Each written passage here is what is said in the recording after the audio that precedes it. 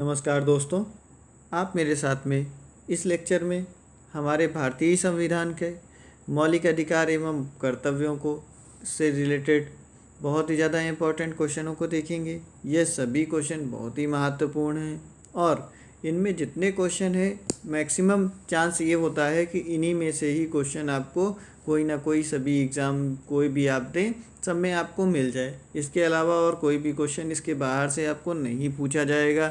ये जितने क्वेश्चन हैं वही आपको क्वेश्चन घुमा घुमा के बार बार पूछे जाते हैं। आप चाहे तो एग्ज़ाम में उठा के कोई भी पेपर देख लीजिएगा। इसको करने के बाद आपने टॉपिक पढ़ा हो या ना पढ़ा हो, फिर भी आप अगर ये क्वेश्चन करके जाते हैं तो आपका क्वेश्चन एग्ज़ाम में उम्मीद करता हूँ कि कभी भी इससे रिलेटेड क्वेश्चन गलत नहीं होगा। और सभी एग्ज़ाम में इससे रिलेटेड क्वेश्चन एक पूछा ज़रूर जाता है। हमारे मौलिक अधिकार और कर्तव्यों से, मूल कर्तव्य भी इन्हें कहते हैं या मौलिक अधिकार, ठीक, या मूल अधिकार भी इन्हें कहा जाता है। तो इस वीडियो को पूरा एकदम आखिरी तक सारे एक एक क्वेश्चन देखिएगा जिससे आपका कोई भी क्वेश्चन गलत ना हो, क्योंकि एक एक नंबर बहुत ही इम्पोर्टेंट होता है। तो फिर शुरू करते हैं हम आज का लेक्चर अपना। अगर वीडियो पसंद आए तो आप इसको लाइक कर दीजिएगा, सब्सक्राइब कर लीजिएगा चैनल को, जिसमें आगे हमेशा आपको इस तरह की अच्छी वीडियो मिलती रहें। चलिए, ये बहुत ही यूज़फुल वीडियो आपकी होने वाली है। आपके प्रैक्टिस भी हो जाएगी इससे, और जिन्होंने पढ़ लिया है वो भी अगर देखते हैं तो उनकी अच्छे से प्रैक्टिस भी हो जाएगी। शुरू करते हैं हम अपना पहला क्वेश्चन आज का। मौलिक अधिकार संविधान के चलिए अब बताएंगे मौलिक अधिकार संविधान के किस भाग में वर्णित है। ऑप्शन ए भाग 2, भाग 3, भाग 4 या हमारा भाग 6। इन चारों में से हमें बताना है कि किस भाग में मौलिक अधिकार वर्णित है। तो हम आपको याद रखना है कि मौलिक अधिकार भाग 3 में वर्णित है। संविधान के भाग 3 में मौलिक अधिकार वर्णित है। दूसरा क्वेश्चन है, भारत के संविधान का भाग 3 संबद्ध है। देखिए, इसमें एक सिस्टमेटिक वे में सारे क्वेश्चन दे रखे हैं। जहाँ से जैसे स्टार्टिंग से पूछा जाता है उस टाइप से ही इसमें एकदम फ्लो में क्वेश्चन दे रखे हैं। आपको कोई भी टेंशन लेने की ज़रूरत नहीं है। आपने अगर जो टॉपिक पढ़ लिया है उसके बाद इसके क्वेश्चनों को सॉल्व करेंगे तब भी अच्छा है, नहीं पढ़ा है तो भी कर रहे हैं अगर, तो भी बहुत ही अच्छी बात है। देखते हैं, भारत के संविधान में भाग 3 संबद्ध है। अभी बताया आपको किससे, मौलिक अधिकारों से संबद्ध है। देखते हैं ऑप्शन क्या है, राज्य के नीति निर्देशक तत्वों से, मूल कर्तव्यों से या मूल अधिकार। पहले बताया था आपको मूल अधिकार भी कहा जाता है मौलिक अधिकारों को, या फिर नागरिकता से। तो इसका ऑप्शन नंबर हो जाएगा हमारा सी, मूल अधिकारों से। फिर तीसरा देखते हैं, मूल अधिकारों को सर्वप्रथम किस देश में संवैधानिक मान्यता दी गई, प्रदान की गई, और बड़ा कर देते हैं जिसमें आपको अच्छे से दिखाई दे। मूल अधिकारों को सर्वप्रथम किस देश में संवैधानिक मान्यता प्रदान की गई, भारत में, संयुक्त राज्य अमेरिका में, या फिर फ्रांस में, या फिर ब्रिटेन में। इनमें आप याद रखिएगा कि संयुक्त राज्य अमेरिका में सबसे पहले संवैधानिक मान्यता मूल अधिकारों को दी गई। फिर आगे बढ़ते हैं, अगला चौथा क्वेश्चन हमारा है, भारतीय नागरिकों के मौलिक अधिकारों का वर्णन है, कौन से लेकर किस अनुच्छेद तक में है, ये हमें बताना रहेगा अपने चौथे क्वेश्चन में। संविधान के अनुच्छेद 12 से लेकर 35 तक, संविधान के अनुच्छेद 13 से लेकर 36 तक, संविधान के अनुच्छेद 15 से लेकर 39 तक, तथा संविधान के अनुच्छेद 16 से लेकर 44 तक। बीपीएससी में आया हुआ, ऊपर वाला सीडीएस में आया हुआ क्वेश्चन था।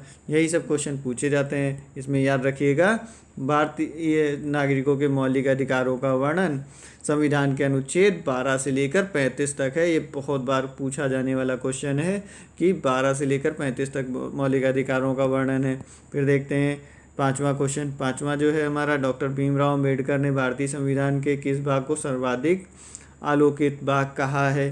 4 ऑप्शन है हमारे, भाग 1, भाग 2, भाग 3 या फिर भाग 4 को कहा है। इनमें हमारा हो जाएगा भाग 3 को कहा गया है। आंसर नंबर सी हमारा सही है, भाग 3 को डॉक्टर भीमराव अंबेडकर ने संविधान का सर्वाधिक आलोकित भाग कहा है। याद रखिएगा इस चीज़ को। छठा क्वेश्चन देखते हैं। छठा क्वेश्चन है हमारा, मूल अधिकार कहलाते हैं क्योंकि द्वारा प्रवर्तनीय है, संयुक्त राज्य मानवाधिकार घोषणा पत्र के अनुरूप है, सरलता से संशोधनीय नहीं है, या मानव के प्राकृतिक और अप्रतिदेय अधिकार हैं। इनमें से चारों में से हमें बताना है कौन सा होगा। इन्हें मूल अधिकार कहा जाता है क्योंकि यह मानव के प्राकृतिक और अप्रतिदेय अधिकार हैं, इसलिए इन्हें मूल अधिकार कहते हैं। इस चीज़ को अच्छे से याद कर लीजिएगा। फिर आगे बढ़ते हैं, अगला क्वेश्चन है हमारा सातवां। 7वां क्वेश्चन है हमारा, भारतीय संविधान का के भाग 3 में कुल कितने अनुच्छेद मूल अधिकारों का वर्णन करते हैं? 12 से लेकर के 35 तक। अभी हमने आपको इधर बताया था कि कितने हैं, कौन से अनुच्छेद कहाँ से कहाँ तक, 12 से लेकर 35 तक। तो इसमें हमारे कितने अनुच्छेद हो जाएंगे? हमारा हो गया 24 अनुच्छेद हो गए इसमें। ठीक, कैलकुलेशन हो गई आपकी। तो ये 24 अनुच्छेद हो गए। एक एक छोटी छोटी चीज़ को भी इसमें कवर कर लिया गया है, जिसमें जो भी चीज़ पूछी जाए आपका कभी क्वेश्चन गलत ना हो। फिर आगे बढ़ते हैं। प्रारंभ में कितने मौलिक अधिकार दिए गए थे? ये पूछा गया है आपसे 8वें क्वेश्चन में। क्वेश्चन आया हुआ है एसएससी में। 6 थे, 7 थे, 4 थे या फिर 5 थे? इनमें याद रखिएगा, प्रारंभ में 7 थे, बाद में एक कम होकर के 6 हो गए हैं। अभी आगे ये भी क्वेश्चन आएगा। देखिए अगला क्वेश्चन क्या है। वर्तमान में भारतीय नागरिकों को कितने मौलिक अधिकार प्राप्त हैं? 6, 7, 8 या 9? इनमें से हमें बताना है कि कितने हैं। देखिए ये हो गया 6। अभी हम आपको बताएं, अगला क्वेश्चन भी वही आ गया कि इसमें वर्तमान में भारतीय नागरिकों को 6 मौलिक अधिकार प्राप्त हैं। इस चीज़ को अच्छे से याद रखिएगा। फिर 10वां क्वेश्चन देखते हैं। 10वां है, भारत के संविधान में मौलिक अधिकार। ए, इसके आगे बताना है कि क्या सही होगा। ए है, मूल संविधान का हिस्सा था, 4थे संशोधन द्वारा जोड़े गए थे, संसद द्वारा 1952 में जोड़े गए थे, 42वें संशोधन द्वारा जोड़े गए थे।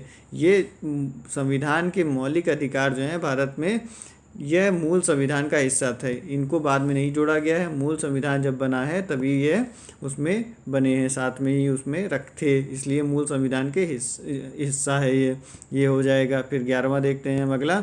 ये सारे क्वेश्चन बहुत ही इंपॉर्टेंट हैं, बहुत बार पूछे जाते हैं। देखिए एसएससी में पूछा गया।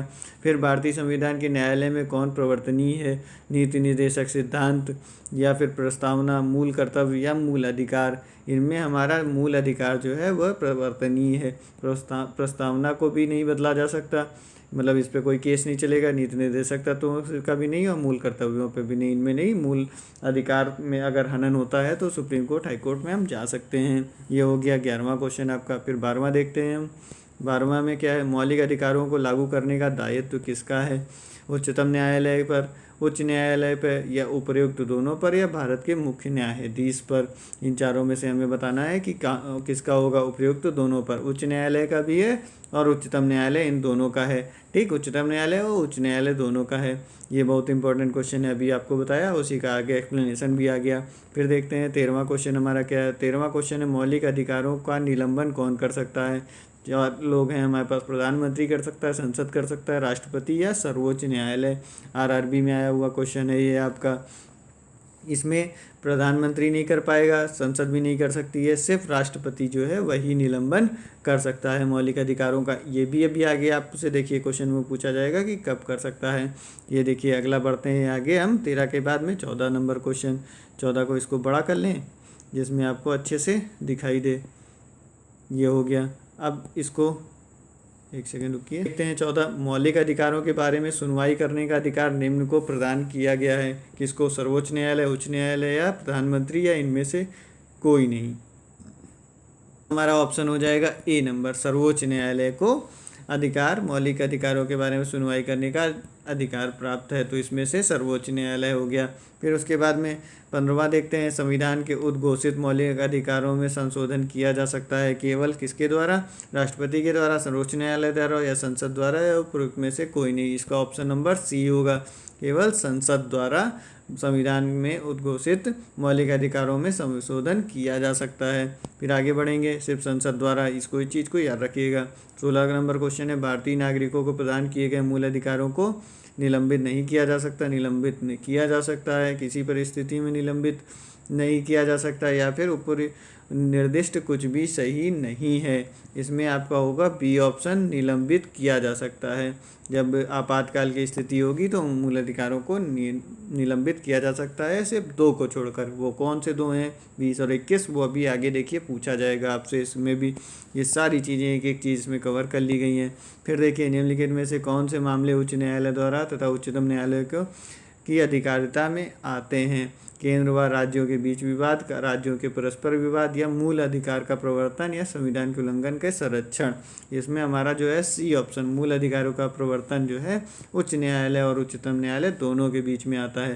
केंद्र राज्य संबंध जो है बीच का विवाद उच्चतम न्यायालय में जाएगा, ये सब सिर्फ उच्चतम न्यायालय में जाएंगे, लेकिन मूल अधिकार वाला उच्च न्यायालय और उच्चतम न्यायालय दोनों के अंडर में आता है। फिर 18वां देखते हैं, भारतीय संविधान के अंतर्गत मूल अधिकारों का संरक्षक कौन है। अभी इससे पहले आपको बताया हमने, इसमें क्या होगा, ऑप्शन है एसएससी में आया हुआ है 2013 में, संसद, राष्ट्रपति, न्यायपालिका या फिर कार्यपालिका। इसमें हमने बताया इलाहाबाद उच्च न्यायालय और उच्चतम न्यायालय मतलब न्यायपालिका। फिर उसके बाद में अगला है, मौलिक अधिकारों के निलंबन का आदेश कौन दे सकता है। प्रधानमंत्री दे सकता है, संसद दे सकती है, सर्वोच्च न्यायालय दे सकता है या फिर राष्ट्रपति। इसमें सिर्फ राष्ट्रपति दे सकता है। इस चीज़ को अच्छे से याद कर रखिएगा कि मौलिक अधिकारों का निलंबन का आदेश आपातकाल की स्थिति में सिर्फ राष्ट्रपति दे सकता है। फिर उसके बाद में ऑप्शन है हमारा 20 जो है क्वेश्चन, उसको देखते हैं। मूल अधिकारों पर आवश्यक प्रतिबंध लगाने का अधिकार किसको है। राष्ट्रपति को, संसद को, न्यायपालिका को, इनमें से किसी को नहीं। तो इसमें हमारा होगा आवश्यक प्रतिबंध लगाने का अधिकार केवल संसद को है और किसी को नहीं है। मूल अधिकारों पर आवश्यक प्रतिबंध लगाने का अधिकार केवल संसद को है। फिर उसके बाद में 21वां क्वेश्चन देखते हैं। 21 में मौलिक अधिकारों का प्रमुख उद्देश्य है, क्या है। समाज के समाजवादी ढांचे को बढ़ावा देना, व्यक्तिगत स्वतंत्रता को सुनिश्चित करना या फिर न्यायपालिका की स्वतंत्रता को सुनिश्चित करना। आखिरी ऑप्शन है उपयुक्त में से सुनिश्चित सभी को सुनिश्चित करना। इसमें होगा हमारा व्यक्तिगत स्वतंत्रता को सुनिश्चित करना। मौलिक अधिकार व्यक्तिगत स्वतंत्रता के लिए होते हैं, तो फिर वह व्यक्तिगत स्वतंत्रता को सुनिश्चित करना। आगे बढ़ते हैं, हम अपना देखते हैं अगला क्वेश्चन 22 नंबर क्वेश्चन में क्या दिया है। मूल अधिकारों को प्रवर्तित करने की शक्ति प्राप्त है किसमें प्राप्त है। राष्ट्रपति को, संसद को, केवल उच्चतम न्यायालय या उच्च न्यायालय और उच्चतम न्यायालय दोनों को। बार बार बता रहे हैं आपको, ये याद भी हो गया होगा अभी तक में कि उच्चतम न्यायालय उच्च न्यायालय दोनों को प्राप्त है। फिर उसके बाद में देखेंगे हम 23 नंबर क्वेश्चन। 23 नंबर में भारतीय संविधान के प्रदत्त मूल अधिकारों को निलंबित करने की सत्ता है। ये भी हमने आपको बार बार बताया कि राष्ट्रपति खाली निलंबित कर सकता है, सर्वोच्च न्यायालय, उच्च न्यायालय और संसद नहीं कर सकती। ठीक, बदलने का अधिकार संसद के पास में है, ये बदलती है, ये चीज़ इसके लिए सही होता है, इससे पहले बताया था। फिर 24 नंबर देखेंगे। भारत में मौलिक अधिकारों के संबंध में निम्न वक्तव्यों पर विचार कीजिए। यह राज्य गृहस्थी के विरुद्ध एक गारंटी है। यह संविधान के भाग 3 में सूचित है। ये चीज़ तो आपको याद ही हो गई होगी बहुत अच्छे से कि इसमें यह सही है। फिर उसके बाद में आगे देखेंगे, ये सामाजिक, आर्थिक और राजनीतिक न्याय सुनिश्चित करते हैं। फिर उसके बाद में हमारा आखिरी ऑप्शन है, यह यूएसए में अधिकारों के बिल की भांति नहीं है। तो इसमें हमारा ये गलत होगा क्योंकि यूएसए के बिल की भांति है, नहीं लगा होता तब फिर हो जाता सही। ठीक, और इसके बाद में आर्थिक नहीं है इसमें। फिर उसके बाद में ये सही हो गया, तो यानी कि 1 और 2 सही होंगे, यानी कि इसमें ए कूट सही हो जाएगा। सही उत्तर बताना था इसमें।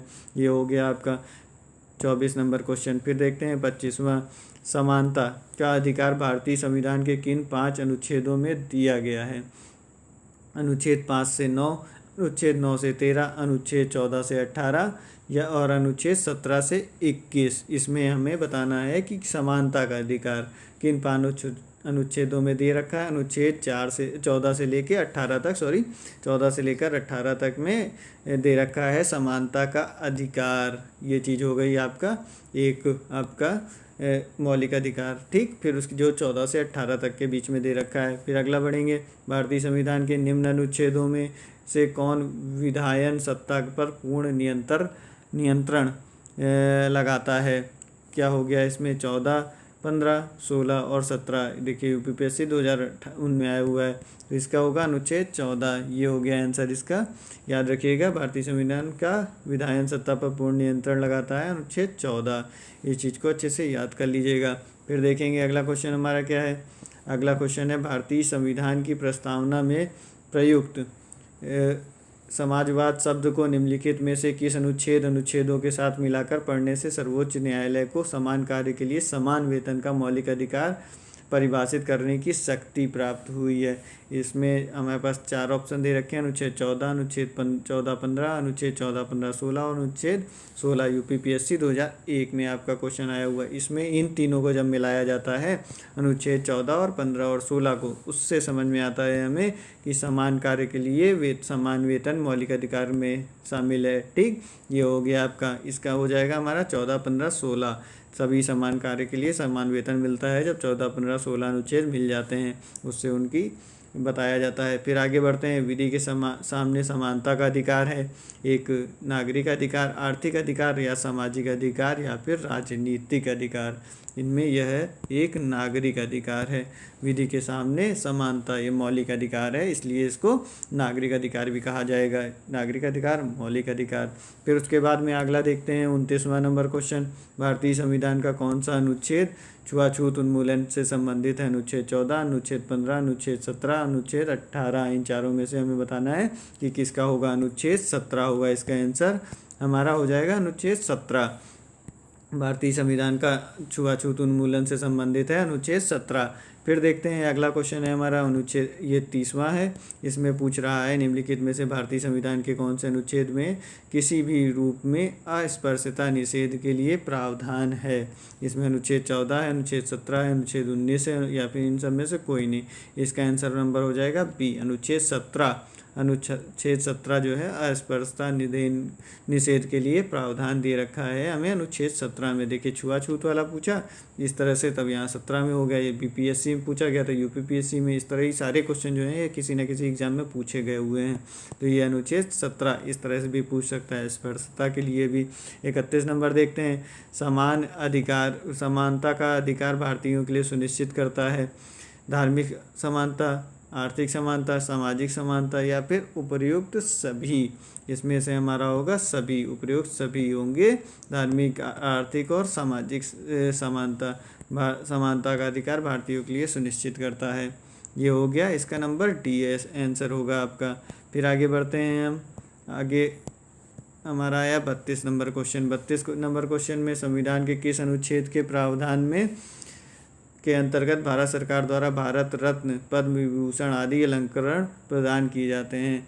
ये है हमारा अनुच्छेद 18, अनुच्छेद 15, अनुच्छेद 21 और अनुच्छेद 23। इसमें हमारा आंसर नंबर हो जाएगा बी, अनुच्छेद 18 में जो है दिया गया है ये इसके बारे में। ठीक, इसके द्वारा जो है अलंकरण प्रदान किए जाते हैं। अगला क्वेश्चन देखते हैं, 1995 में पारित अस्पृश्यता अपराध अधिनियम को वर्तमान में किस नाम से जाना जाता है?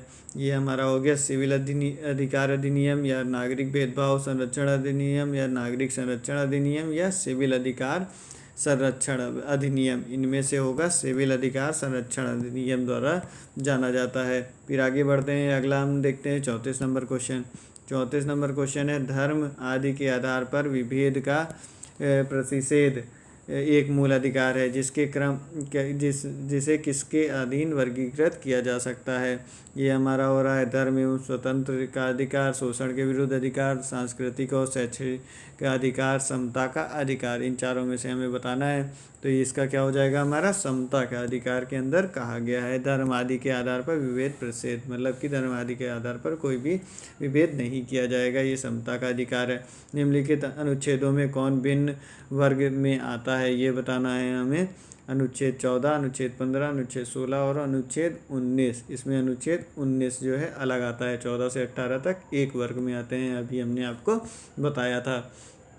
फिर उसके बाद आगे बढ़ते हैं 36 वाले क्वेश्चन में। ये 36 क्वेश्चन है, भारतीय संविधान में किसमें भारतीय सर्वोच्च न्यायालय को समान कार्य के लिए समान वेतन का मौलिक अधिकार निगमन करने हेतु सक्षम किया है? संविधान की प्रस्तावना में प्रयुक्त समाजवादी शब्द ने, या फिर ए संविधान के अनुच्छेद 14 के साथ मिलकर पढ़ाना, ए को संविधान के अनुच्छेद, मतलब ये वाला जो है प्रस्तावना को अनुच्छेद 14 के साथ अनुच्छेद 16 के साथ मिलकर पढ़ाना, या फिर डी ए बी और सी सभी को मिलकर पढ़ेंगे तो उससे जो है समान वेतन मौलिक अधिकार के नियम का बनता है। तो इसका आंसर नंबर डी हो जाएगा।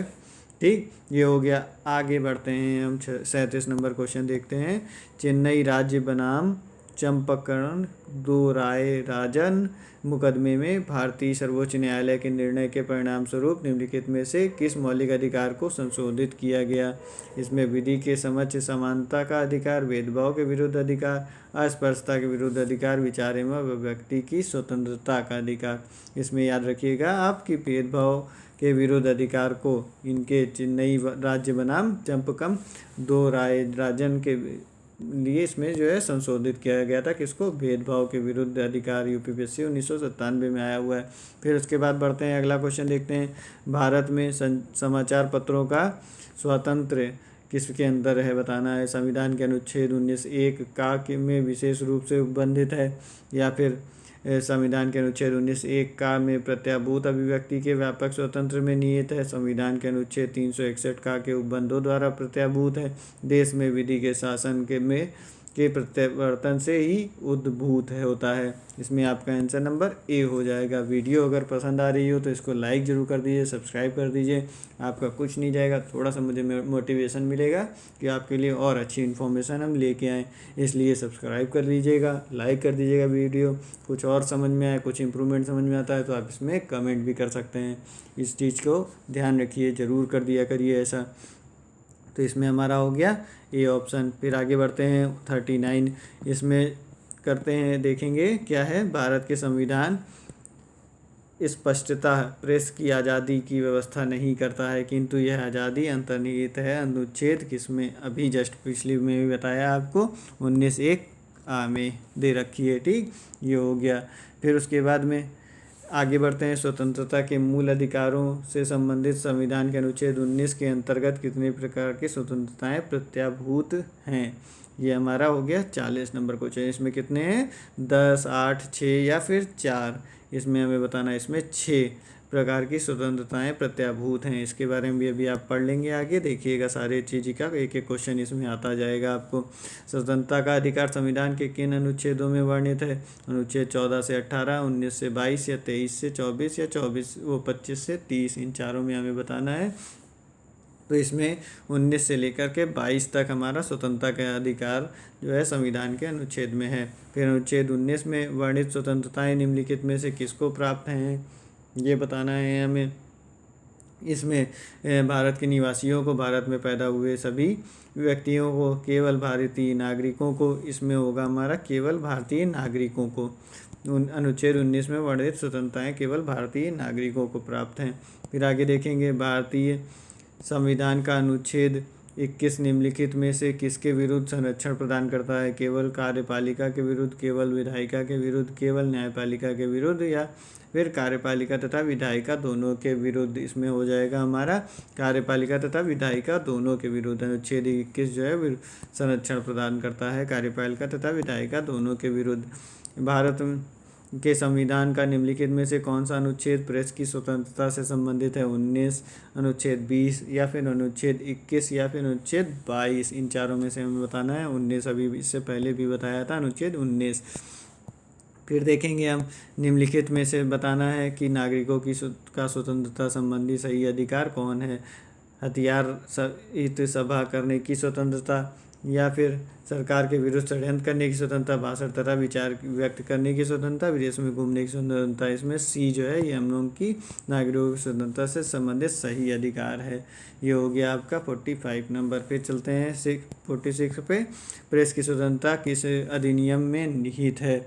इसमें हमें बताना है नियमों के संरक्षण, समान संरक्षण या भाष्य स्वतंत्रता, संघ निर्माण की स्वतंत्रता, या कार्य और सामग्री सुरक्षा। ये हो गई भाषण की स्वतंत्रता, जो है कोई भी कुछ भी बोल सकता है, ये इसमें निहित है। फिर देखेंगे 47 नंबर क्वेश्चन हम अपना, निम्नलिखित में से कौन मौलिक अधिकार नहीं है? बोलने का अधिकार और व्यवसाय का अधिकार, हड़ताल पर जाने का अधिकार, या फिर धर्म का अधिकार? इसमें हड़ताल पर जाने का अधिकार हमारा मौलिक अधिकार नहीं है। और फिर उसके बाद में 48 देखते हैं, भारतीय संविधान का कौन सा अनुच्छेद व्यक्ति के विदेश यात्रा के अधिकार को संरक्षण प्रदान करता है? इसमें हमारा हो गया 14, 19, 21, इसमें से कोई नहीं। इसमें हमारा 21 होगा जो विदेश यात्रा का संरक्षण प्रदान करता है। इस चीज़ को अच्छे से याद रखिएगा। फिर देखते हैं हमारा 49 नंबर क्वेश्चन, निम्नलिखित वक्तव्यों को ध्यान दीजिए।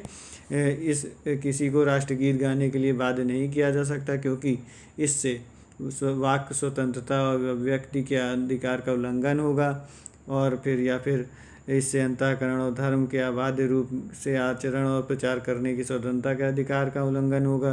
राष्ट्रीय गीत गाने के लिए किसी को बाध्य करने वाले कोई विधिक उपबंध नहीं है। इनमें हमारा होगा क्या, देखिए इसमें ये सही है, पहला भी और दूसरा भी, ये ऐसा नहीं है, इसलिए ए सही हो जाएगा। इसमें आंसर नंबर ए होगा। फिर उसके बाद में देखेंगे 50वां आज का आखिरी क्वेश्चन। इसके बाद के बचे हुए क्वेश्चन हम इसको आगे अगले वीडियो में बता देंगे, जिसमें आपका इसका कंप्लीट एकदम पूरा हो जाएगा। इसमें क्या है, निम्नलिखित में से किसे सर्वोच्च न्यायालय के मौलिक अधिकार के रूप में मान्यता दी है? आवास का अधिकार, विदेश यात्रा का अधिकार, समान कार्य के लिए समान वेतन का अधिकार। इसमें से होगा हमारा तीनों चीज़ें, ये सभी हैं, ठीक, इसमें सबको मान्यता दी है, तो हमारा ये हो गया, ये डी ऑप्शन इसका तीनों। फिर इसके बाद के बचे हुए क्वेश्चन हम आपको अगले लेक्चर में बता देंगे, और मूल कर्तव्यों के भी बता देंगे, जिसमें ज़्यादा लंबा लेक्चर नहीं होगा। चलिए मिलते हैं अगले वीडियो में। नमस्कार, धन्यवाद।